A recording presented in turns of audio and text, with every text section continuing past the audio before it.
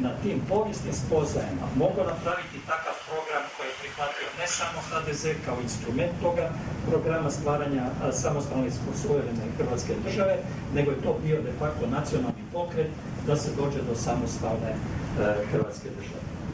S druge pak strane, kad se gleda ta njegova politika, ona je bila na neki način doživljavana kao agresivna, nacionalistička, ne znam kako, sa kojih sve stajališta, ali samo u odnosu na predrasude koje su tada korištene da bi se odstranio komunistički sustav i taj jugoslavenski poredak.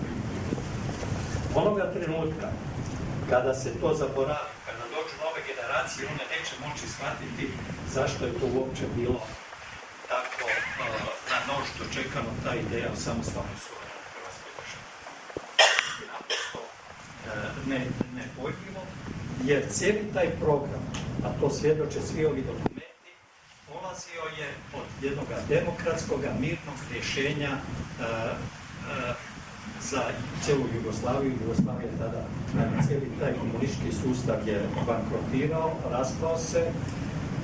Danas neki pričaju kako je bilo lijepo u Jugoslaviji, a zaboravljaju da je 89. godine inflacija bila 2900 i nešto posto.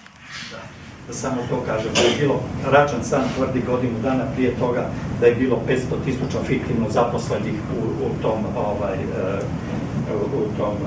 gospodarstvu. Prema tome, Hrvatska je tada predlagala već kod usvajanja nudi mirno rješenje, znači da se izađe iz zašto? Zato što je on kao povjesničar znao da sve ono što se gradi na sili naprosto traje toliko dugo dok postoji neka sila koja to drži na ovom. Drugim riječima da se stvari moraju rješavati na jedan demokratski način. Recimo, ta mirovna inicijativa iz konca 1992. godine poziva sve čelnike država podunavskog i jadranske orijentacije, podunavsko-jadranski samit, tako se zvala ta inicijativa, gdje se predlaže da se sa velikim makroprojektima na koje bi sve te države bile angažirane naprosto poklopi ta ratna opcija i da se preko gospodarskih i ovih projekata to tada već, znači 1992. godina, on govori o Jadransko-jonskoj autocesti, o željeznici Rijeka, Zagreb, Budimpešta, o integracijama sa Europom. To je nešto što Merkelica je prije prošle godine, mislim, tek ponovo spomenuo, to je znači prošle 23 godine nakon toga.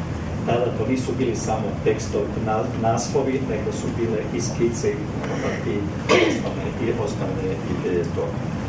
Drugim riječima, što se želi reći, što bi iz ovoga trebalo vidjeti? Predsjednik Tuđman kao povjesničar imao je znanja, imao je hrabrosti založiti se za te svoje ideje. Išao je 2 puta, bio je svjestan da će ići u zatvor zbog svojih izjava, ali naprosto nije zbog toga bio, zbog tih povijesnih. Imao je strasti, jer je živio zapravo za Hrvatsku, za samostalnu i suverenu Hrvatsku i bio je spreman na žrtvu da se to ostvari. I u tome mislim u tome je njegova veličina. Osim toga, iz ovih dokumenata se vidi da ta sudbina Hrvatske je ovisila, se zbivala ili rješavala, ako metafori možemo reći, na 3 šahovske ploče. To je bila simultanka na 3 ploče.